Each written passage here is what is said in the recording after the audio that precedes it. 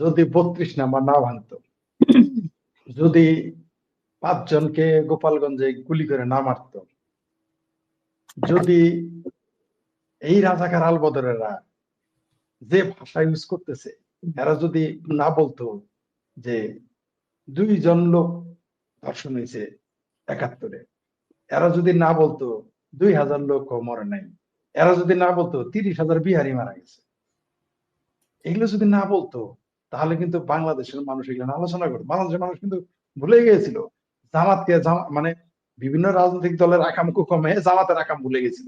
কিন্তু এই 16 মাসে কিন্তু মাশাআল্লাহ জামাতের আকাম কুকাম সমান মুখস্থ। মির্জা আব্বাসের মতো লোক বলতেছে 71 সালে মা বোনেরে তুলে দিয়েছিল জামাত বিহারীদের হাতে। এই যে গালফোলা আনতারেক বলছে আমাদের মা বোনরে তুলে দিছে। বিএনপিরও বলা শুরু করছে জামাত মুনাফেক। বুঝতেছেন না হাউ মেনি পেডি, মানে কোথায় বিলাই কি সহজে গাছে উঠে, বাঘে কি সহজে ধান খায়, এত সহজে। তো এই কাজগুলো ওরা যদি না করতো, তারা যদি মুক্তিযুদ্ধকে, শোনেন, সরকার পরিবর্তন হতেই পারে, আমার পছন্দের সরকারও পতন করতে পারে জনগণের চাহিদার উপরে, কিন্তু আপনি যখন আমাদের বেসিক, আমাদের মৌলিক ফান্ডামেন্টাল বিষয়গুলোতে আঘাত করবেন, আপনি যখন আমার সার্বভৌমত্বকে নিয়ে চ্যালেঞ্জ করবেন, আমার পতাকাকে চ্যালেঞ্জ করবেন, আমার সংবিধানকে চ্যালেঞ্জ করবেন, আমি তো আপনাকে ছাড়বো না। সে যে কেউ হতে পারে। আওয়ামী লীগের লোক যখন দেখলাম মৌলবাদের সাথে আপোষ করেছে, আমরা প্রতিবাদ করি নাই টিটু? আমরা স্ট্রেট প্রতিবাদ করেছি, করি নাই? আমাদের কাজ তো প্রতিবাদ। আমাদের প্রতিবাদ তো আওয়ামী লীগের বিরুদ্ধে ছিল না, আমাদের প্রতিবাদ বিএনপির বিরুদ্ধে না। বিএনপি কালকে বলুক যে তারা মুক্তিযুদ্ধের পক্ষে, তাহলে আমার আর টিটুর কথা তো তার পক্ষে যায়। কিন্তু এরা কি বলবে? এই যে ফরিদ ফারহানা টিটু কথা বলে, আওয়ামী লীগের দালাল। এই সুধীর ভাই, আমরা তো মুক্তিযুদ্ধের পক্ষে বলি, তুই কালকে মুক্তিযুদ্ধ, তুই বল মুক্তিযুদ্ধের পক্ষে আমি, তাহলে তো আমার কথা তোর হয়ে যায়, তাহলে তো আমার কথা তোর হয়ে যায়। কিন্তু না, কারণ ভিতরে তো আলাদা জিনিস। ভিতরে জামাতের কথা আমি একটা একটু কথা বলি শেখ ফরিদ ভাই, এখানে আমি কতটা এই জায়গাটায় আমি কতখানি স্বার্থপর সেটা একটু বলি। সেটি হচ্ছে, ধরেন কোন একটা আওয়ামী লীগের কোন একটা আসনে নির্বাচন হচ্ছে, আওয়ামী লীগের মধ্যে বহুত রাজাকার মনোভাবাপন্ন এমপি কিন্তু আছে, তাদের কিন্তু আমি তো বাছাই করছি। ধরেন আমি যদি এরকম দেখি, ফজলু ভাইয়ের আসনে বিএনপি দিয়ে ফজলু ভাই নির্বাচন করতেছে এবং আওয়ামী লীগ দিয়ে ওই রাজাকার মাইন্ডেড ও নির্বাচন করতেছে, আমি একদম স্পষ্ট দাঁড়াইয়া ফজলু ভাই তারা তো অবশ্যই মুক্তিযুদ্ধের পক্ষের মানুষ, এটা দায়িত্ব। আপনি কি বলেন? আপনি যদি রাজাকার নোট ভিগে দিয়ে ইলেকশন করান, নৌকা মার্কা আর ভোট দিব নাকি আমি? আওয়ামী লীগের শত্রু, জন্মশত্রু ভিতরে। কালকে যদি জামাতের আমির পল্টিলে নৌকা মার্কা ইলেকশন করে, আমি ভোট দিব নাকি? নৌকা মার্কা হইলে ভোট দিব? এত পাগল হই নাই। শোনেন, পাগল হয়েছি জামান বিরা পাগল। টিম আমি 3টায় হালি কমু, 5টায় কিন্তু কমু না। অত বোধাই মনে করেন না জামান বিরা মানুষ দেখে। জামালপুর থেকে জামাত দাবড়াবো, বৃহত্তর ময়মনসিংহ থেকে জামাত এবার দাবড়াবো। আপনারা আপনাদের জেলা থেকে দাবড়ান আর না হতে হবে, আমরা দাবড়াবো। আমরা এই স্বাধীনতা বিরোধীদের, মানে ওই যে মুক্তিযোদ্ধাদের এবং সংখ্যালঘুদের যেমন বলে রোড টু যশোর ধরাইছিল, আমরা রোড টু লাহোর ধরাবো। আমরা রোড টু লাহোর ধরাবো, কোনো সন্দেহ নাই। আর এগুলো আমাদের ধরাইতে হবে না। এরা ওই যে আবার বলি এত আকাম কুকাম করেছে যে, আমি রোকে আপাকেও বলছি, রোকে আপাকে যে আপা এইবার এত বড় মিছিল হবে যে আপনারা ওই যে সামনে দাঁড়াইছেন না, ব্যানার উল্টা করে ধরতো, ব্যানার ছাড়া আসতে হবে। কারণ এত জনগণ হবে যে ব্যানার ধরে আপনি কতজনকে রাখবেন, আর নেতারা এবার পিছিয়ে থাকবে। মানে এইবার কিন্তু বাংলাদেশের রাজনীতি বদলে যাবে। আওয়ামী লীগের নেতারা থাকবে মিছিলে পিছে, কর্মীরা থাকবে আগে। দেখেন, আপনাকে বললাম, ওই যে সামনে ফালপাড়া কর্মীরা, ওই কর্মীগুলো এদের পেটে মারা দেয় গোবারি করে মিলবে, কাউরে কিছু করে। রোড টু পাকিস্তান যেতে পারবে না, কাছিটা যায় তো পানির জাহাজে উঠবে। তো কতজন যাবে? কারণ বাংলাদেশের মানুষ কিন্তু তাদের চেহারা চিনে ফেলেছে। আপনি যত কথাই বলেন, আপনি দেখেন বিএনপির ভিতরেও কিন্তু আমরা যতই বিএনপি সমালোচনা করি, বিএনপি কি নিজের বুঝে না? কারণ ব্যথাটা তো ওদের, আমার না। তারেক রহমান দেশে আসতে পারে না, এই বেদনা তো, এই প্রবলেম তো দিস নট আমার, আপনারও না আমারও না, কারণ এই প্রবলেম বিএনপির, এই প্রবলেম তারেক রহমানের। তারা তো বুঝতে পারতেছে কোন শালা প্রত্যেককে পিছে হ্যাঁ যে তাকে আসতে দিচ্ছে না। ওটা যে জামাতের আমির, এটা ভালো করেই জানে। ওটা যে পাকিস্তান, ভালো করেই জানে। কারণ তারেক রহমানের কন্যা বলছে যে ইউনূস জামাত নিয়ন্ত্রিত সরকার, বলছে কিনা? এটা তো আমি বলি নাই, আপনি বলেন, কেউ বলিনি আমি। তাহলে সাক্ষীকার ওই যে জামালপুরের ভাষণ, ক্ষেতের ঢেল খেতেই ভাঙে। বিএনপি কিন্তু মুক্তি বেরবে। তারেক রহমান কি বলছে?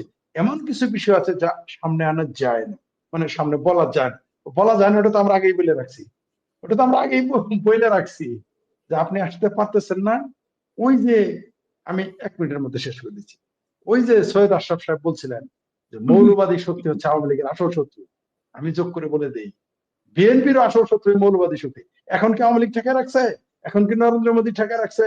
এখন কি বিজেপি ঠেকায় রাখছে? কে ঠেকায় রাখছে? জামাত। জামাত হলো শ্বশুর বাড়ি খাওয়া, বালুর চরে হাগা। কালকে যদি নির্বাচন হয়, পরশুদিন বাড়ি ছেড়ে চলে যেতে হবে, কামাই করে খেতে হবে। জামাত এই ঝুঁকি নিবে না, এই ঝুঁকি তো জামাত নিবে না।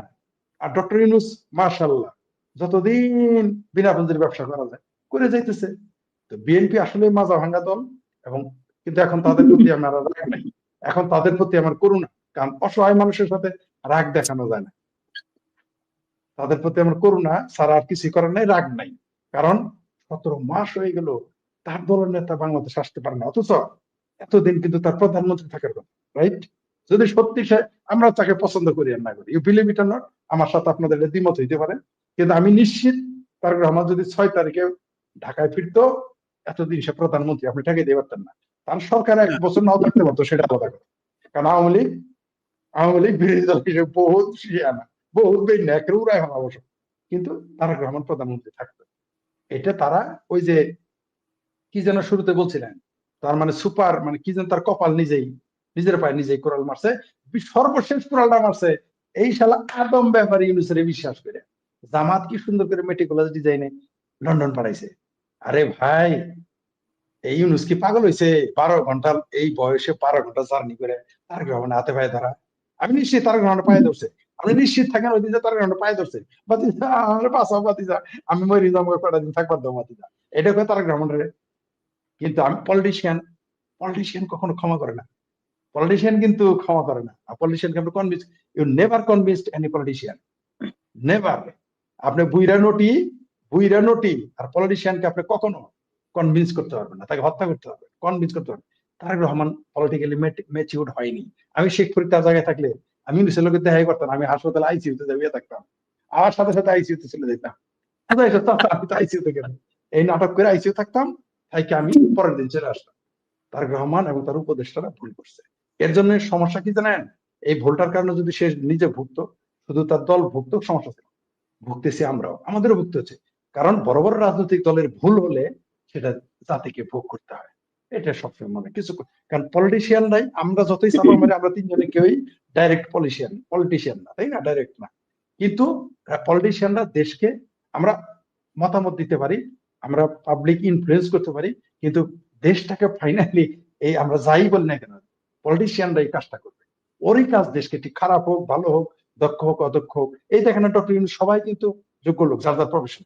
যেমন আদম ব্যাপারী ইউনূস সুদের বেলায় খুব স্মার্ট, আসিফ নজরুল শাহ বিয়ে করায় হাঙ্গা করায় উস্তাদ, পড়ালেখা উস্তাদ, মানে বাটপারে তো উস্তাদ। তারপর আমার জাতীয় ভাতিজা যারা আছে, এই শিশুদের দুধ পড়ছে, এদের কথা বাদ। কিন্তু আর যারা আছে দেখেন, ওই যে বেলাভা এনজিও তে উস্তাদ, ফরিদ আক্তার এনজিওগ্রামে উস্তাদ, প্রত্যেকে যার যার প্রফেশনে সফল, কোনো সন্দেহ নেই। কিন্তু এরা তো পলিটিশিয়ান না। এরা কি পলিটিশিয়ান? এরা একটা গ্রামের মেম্বার হইতে পারবে না।